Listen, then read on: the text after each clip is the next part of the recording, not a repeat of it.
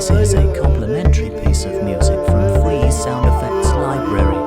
For the full track, please go to freesoundeffectslibrary.net. Hello, I'm Alastair Bridge, and you're listening to Unlocked World, the podcast where I escape the confines of my enforced lockdown by delving back into my extensive archive of travel writings.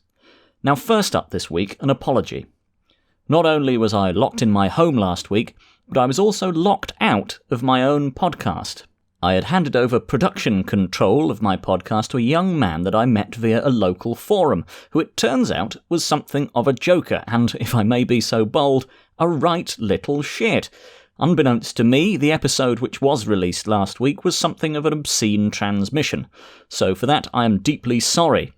It will not happen again, and I will be vetting any future collaborators a little more rigorously. I have emailed the father of the young man in question, but so far it has been radio silence. Now, with that out of the way, on to this week's episode, in which I revisit a piece written in 2012 about a very troubling trip that I took to the town of Pripyat. So let us begin our journey into the unlocked world.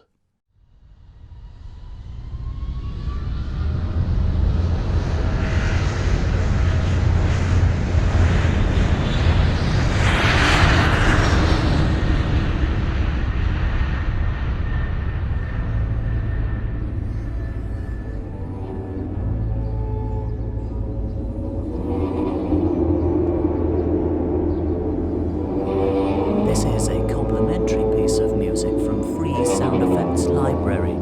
For the full track, please go to freesoundeffectslibrary.net. Chernobyl. For someone of my age, the name carries a weight far greater than a word which, to the Western ear certainly, sounds like a collection of fairly silly syllables. It casts a pall over the discourse around energy production, industrial safety and the like, much as it cast a very real nuclear pall over much of Europe on that fateful day and the ensuing fateful weeks, months and years. The word certainly still has the power to dominate conversation when I mention in my local one Tuesday afternoon in May that I intend to visit the city which lies closest to the centre of the exclusion zone, Pripyat. One of the other regular drinkers, let's call him Tom, says that I'll need a geiger counter if I intend to head into the exclusion zone. And that, fortuitously, he just so happens to have one that he is willing to part with, for the trifling sum of £700, an amount which, I am now aware, is far above market value. Being by no means an expert in radiation or the preparations to be made for encountering it, I agree, and the next day I am leaving his house with my own very heavy geiger counter and my own very light wallet. I had assumed that the piece of equipment I would be picking up would be a fairly compact, modern piece of kit, perhaps even handheld. However, what I come away with is around the size of a typewriter and weighs a ton, and I am forced to stop into the pub on the way home to regather my strength. By June, the arrangements for my trip are made, and I am being driven to Gatwick Airport in order to catch my flight to Kiev, or Kyiv, as the Ukrainians would have it. As we drive towards the airport, I reflect on the special significance that this trip has for me. Much as the Soviet leaders and the directors of the Chernobyl power plant were unfairly maligned for the perceived mismanagement of the crisis, my father too fell victim to a witch hunt on account of an unfortunate incident at the industrial chemicals company of which he was CEO in the 80s. Those of my readers who were alive at the time, which given that this is due for publication in the Telegraph I would reckon to be all of you, may remember the tale of an unfortunate man named William Burgess, a man who lost several legs in a freak accident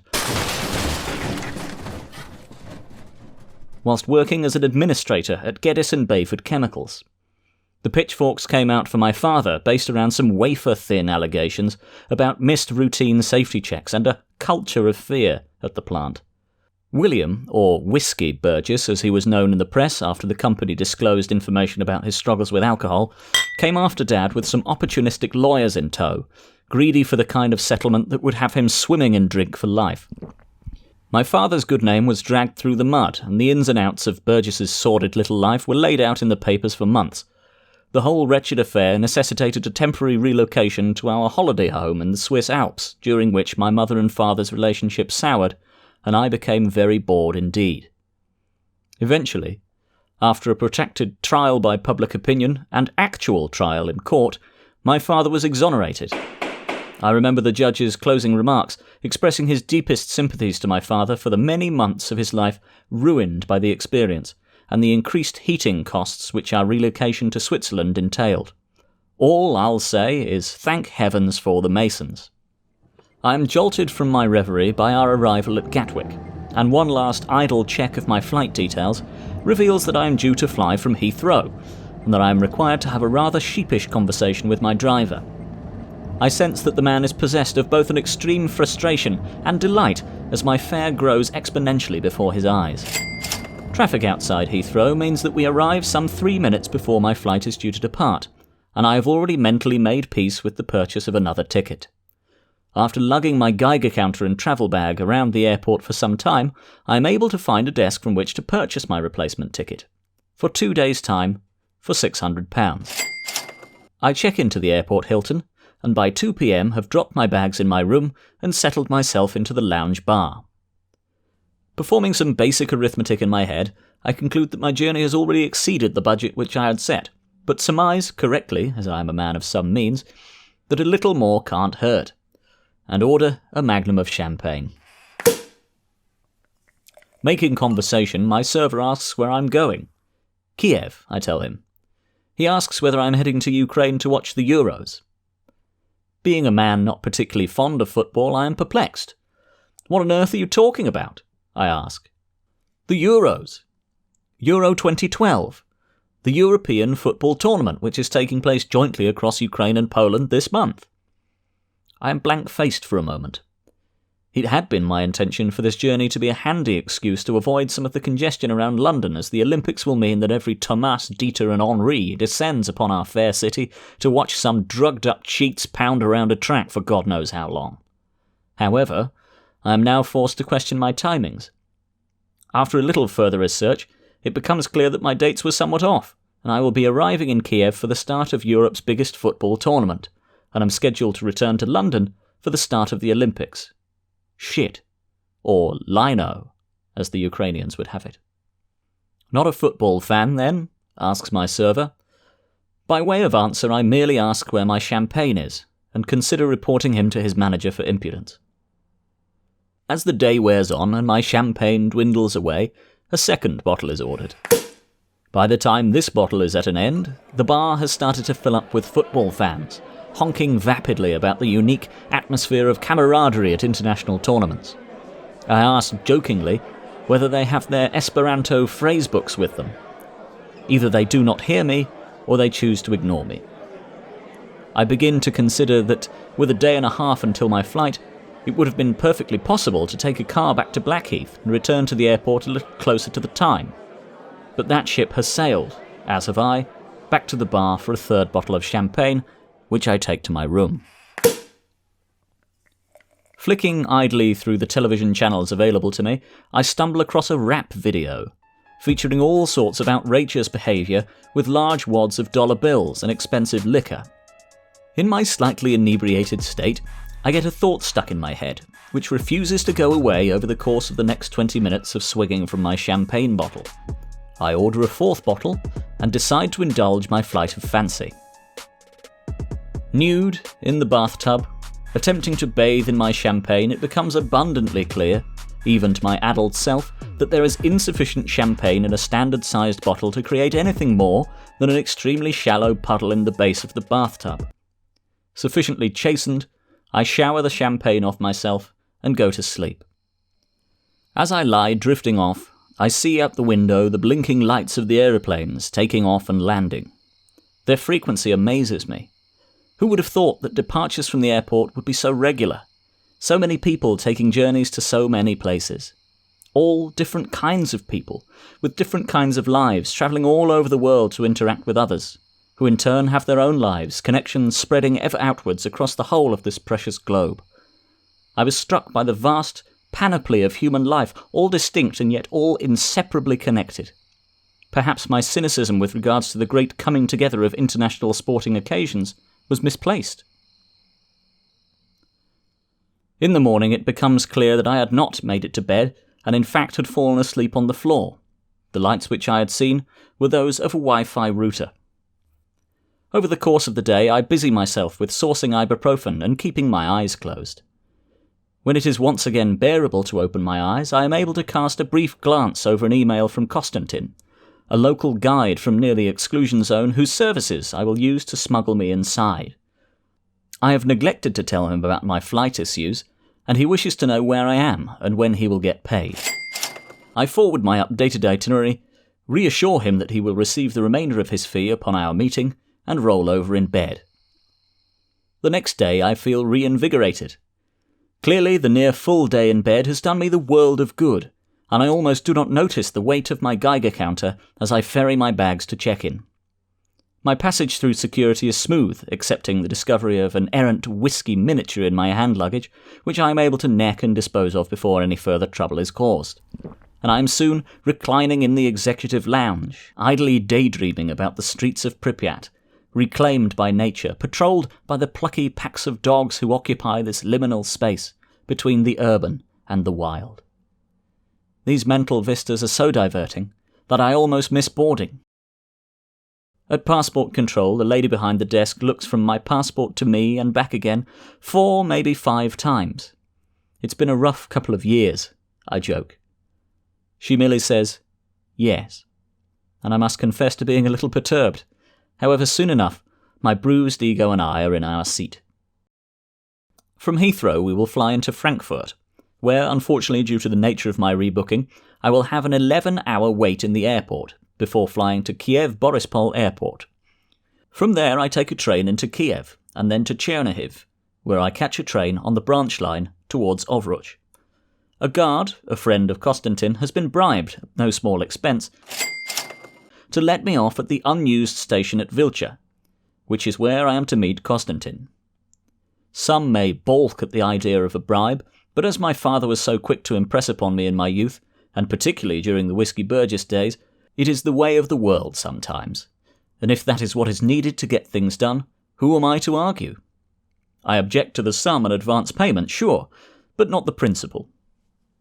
As the preparations for taxiing are completed, and my mind begins to turn to my first in-flight beverage, there is suddenly a little bit of a muddle amongst the cabin crew, and a tension in the air. "Mr. Bridge?" someone asks. I turn to see a member of airport security in the aisle, who asks me to come with him. I make some vague protestations about my hand luggage, and am permitted to retrieve it and pass it into the stewardship of another waiting member of security, as I am led away to a small office. I am provided with a disposable cup of water, a far cry from the G&T which I had been dreaming of, and sit silently, a little nervously, as my interlocutor fills out some paperwork. After some time he begins his questioning, and it becomes clear that my Geiger counter has caused no small amount of anxiety in baggage check. I inform him what it is, the nature of it, and my intended purpose with the piece. I ask him whether he is unfamiliar with that sort of equipment. He notes that he is fully cognizant of a Geiger counter and its intended purpose, and has indeed seen a couple in his time working security in airports. He has, however, never seen one of a comparable size and antiquity to mine, certainly not outside of the Science Museum. By this stage I am in something of a flutter, and begin to blather about Tom from the pub and my trip to Pripyat, omitting, of course, Konstantin and the bribery of the train guard. I show the officer texts from Tom relating to the pickup of the Geiger counter. He notes the price quoted, and refuses to believe that I would purchase what is clearly an ancient device for somewhere near double the price of a modern, far more compact and efficient model. I attempt to show him pictures of Tom, to demonstrate that he's just some chap I know from the pub, but the only picture that I am able to find from the pub's Facebook group is from the summer barbecue, at which Tom was dressed as Osama bin Laden, who had recently been killed, and elect not to show this picture, as it could well hurt my case. It is clear by now that I have missed my second flight, and continuing my trip will entail the purchase of a third ticket, a further payment to Konstantin, and the bribing of another train guard. To hell with it all! Keep the damn Geiger counter, I wish to go home! I shout, almost on the verge of tears. My interrogator says that it has already been destroyed in a controlled explosion. £700 up the spout. In the car home, I wince as I attempt to figure out how to file my eye-watering expenses, as the radio announces Robert Lewandowski's goal against Greece.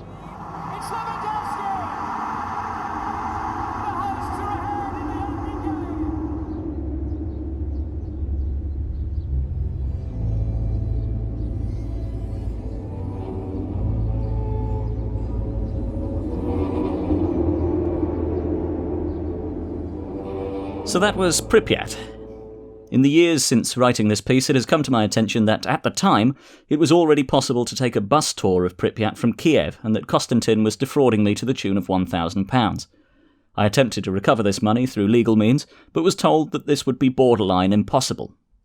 Oh, and before I forget, I had got into some legal trouble of my own for referring to William Burgess as Whiskey. Unfortunately, I've already recorded the episode and I am not that much of a dab hand in the edit suite, so I hope that this postscript will be sufficient, and I am deeply sorry to the Burgess family for any distress caused. Please don't forget to like and subscribe and give us a review on your chosen podcast app. It really does help to boost those numbers.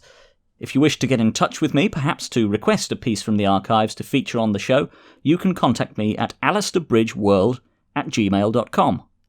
Until next time, goodbye. This is a complimentary piece of music from Free Sound Effects Library. For the full track, please go to freesoundeffectslibrary.net. Unlocked World was an Alastair Bridge production. If anyone has any links to wine merchants in the Blackheath area, please do let me know, as my usual supplier is starting to let me down.